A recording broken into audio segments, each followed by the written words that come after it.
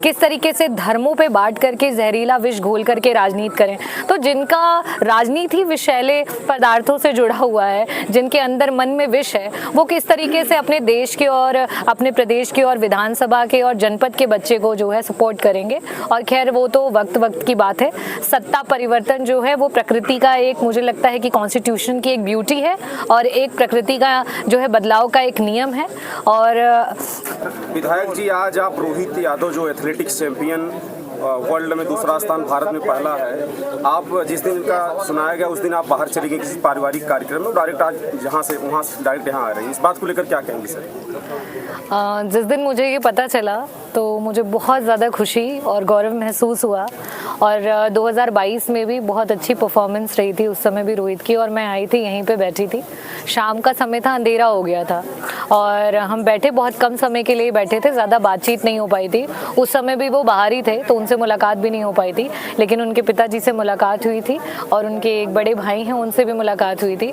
और जब मुझे ये न्यूज़ पता चली तो मुझे बहुत खुशी हुई और ये इच्छा थी कि मैं जैसे ही अपनी विधानसभा में आऊँगी तो सबसे पहले मैं जा करके इनके परिवार से मिलूंगी और ख़ास करके उनके पिताजी और माताजी को बहुत सारी शुभकामनाएं और बधाई दूंगी। रोहित भारत में पहला स्थान, वर्ल्ड में दूसरा स्थान लाए हैं, आगे क्या आपकी मतलब है कि पूरा भारत विश्व को टॉप करे?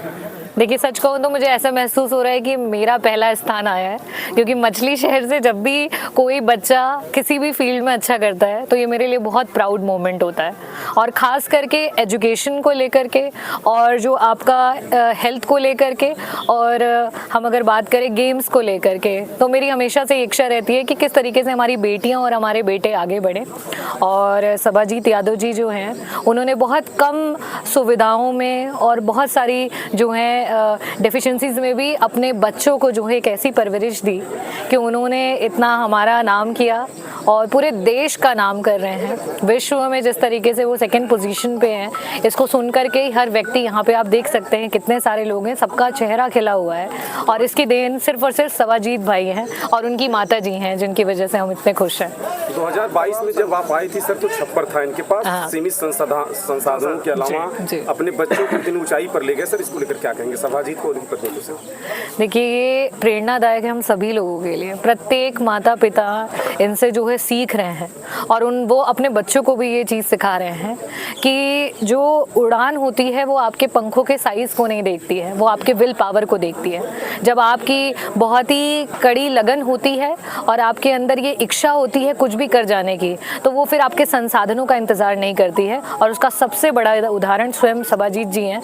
अभी मैं आप ही मीडिया बंधुओं का आभार व्यक्त करना चाहती हूँ आप लोगों के माध्यम से। जब तक मैं नहीं पहुँच पाई थी यहाँ तक, तब तक मैं लखनऊ से यहाँ बाई रोड जब आ रही थी तो मैंने एक वीडियो देखा जिसमें कुल्हाड़ी से वो बता रहे थे कि किस तरीके से आप अपने जो है बाइसेप्स और ट्राइसेप्स को मजबूत करते हैं कि आप जैवलिन का जब थ्रो करें तो वो फोर्स आपको मिले। तो उसके लिए आप किस तरीके से लोकल लेवल पे एक ग्रामीण व्यक्ति कुल्हाड़ी के माध्यम से अपने बच्चों के हाथों को मजबूत कराए, तो ये अपने में प्रेरणादायक है और बहुत अच्छा महसूस होता है। विधायक जी, आपने विधानसभा में खेल कूद के लेकर एक मांग की थी जो कि यहाँ पर है, लेकिन उस स्थिति में नहीं है जो स्थिति में होना चाहिए, जो कि बच्चे तैयारी नहीं कर पा रहे हैं खेल कूद को लेकर, तो इस पर क्या कहना है? ये देखिए, बहुत खेद का विषय है। हमारे जिले ने जो है भारतीय जनता पार्टी की सरकार में खेल कूद के मंत्री को दिया है।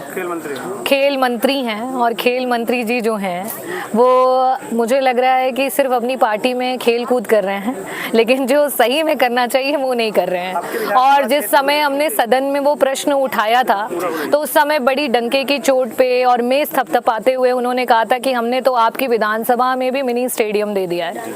और हमारे भाई हैं जो आप आगे देखेंगे, ये रोहित और रोहन के बड़े भाई हैं और राहुल, और आगे आने वाले समय में ये जैवलिन के कोच बनना चाहते हैं। और इनसे हमेशा, क्योंकि ये यहाँ रहते तो हमेशा इनसे मुलाकात भी होती रहती है, बातचीत होती रहती है और समय समय पे मैं जब भी उस रास्ते से गुजरती हूँ ज़रूर उस स्टेडियम का दौरा करती हूँ।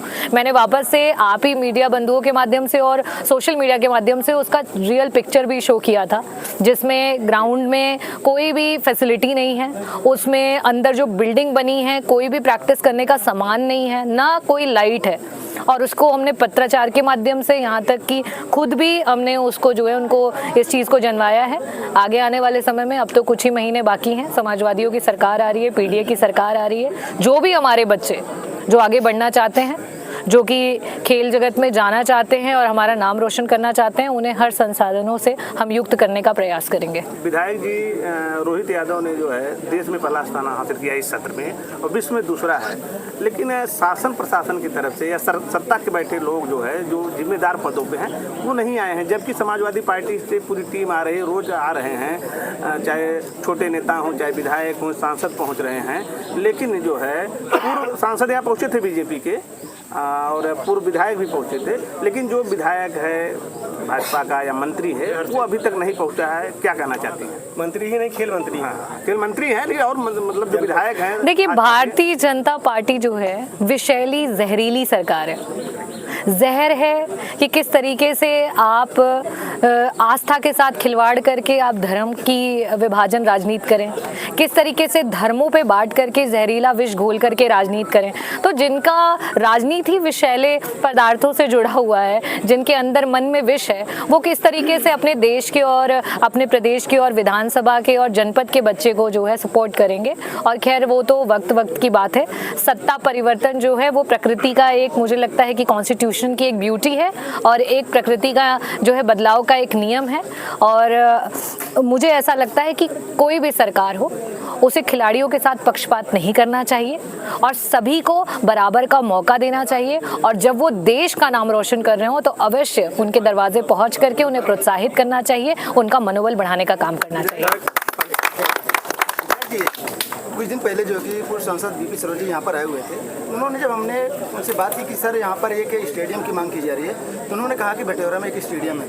जब मैंने वहाँ, उन्होंने कहा कि इसमें 55 लाख खर्च करके उसको सुंदरीकरण कराएं। जब हम वहाँ पर पहुँचे हैं तो वहाँ आपकी हालत जो है कि एकदम बस से बदतर है। दीवार में चर्चा किया, जो लाइटें हैं सब बंद है, वहाँ पे राम भरोसे सब चल रहा है। क्या कहना चाहेंगे? मैं बता चुकी हूँ, अभी मैंने बताया है उसके बारे में। आपसे रहेगा, सभा जीत भी खुश है, इनकी पत्नी भी खुश है, पूरा परिवार और क्षेत्र भी खुश है सर। लेकिन इस बात को सदन में लोग सुनना चाहते हैं। स्टेडियम की बात तो रखेंगी आप, लेकिन रोहित यादव की बात को आप सदन में रखेंगी क्यों? जी, मैं पूरा प्रयास करूंगी कि अगर खेल से रिलेटेड कोई भी टॉपिक का डिस्कशन होगा तो उसमें मछली शहर और मछली शहर के हमारे बच्चों का और खास करके रोहित यादव जी का नाम जरूर वहाँ पे आएगा। अब खेल का नाम आएगा तो फिर बटोरा तो जी बिल्कुल होनी चाहिए। Thank you.